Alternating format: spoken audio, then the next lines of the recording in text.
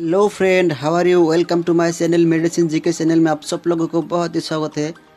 अगर आप मेडिसिन संपर्क के ऐसे इंटरेस्टिंग वीडियो देखना चाहते हैं तो इस चैनल को सब्सक्राइब करें और बेल आइकन को भी प्रेस करें।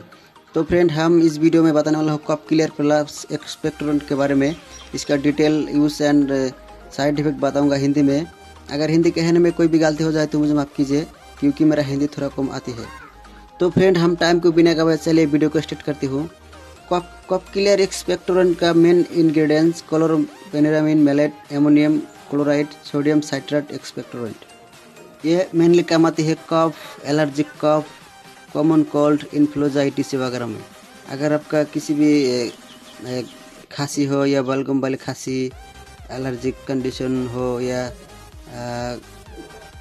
एलर्जिक कफ, कॉमन कोल्ड, ये बहुत ही अच्छा सिरप है खांसी के लिए।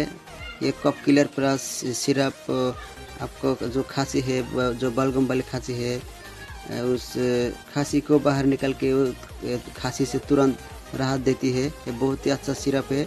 ये एल्कम लेबोरेटरीज का बेस्ट क्वालिटी प्रोडक्ट। ये देखिए लोगो, और ये कैप पे भी ये इंडिकेट करेगा कि आपने ओरिजिनल कफ क्लियर प्लस एक्सपेक्टोरेंट सिरप खरीदा है।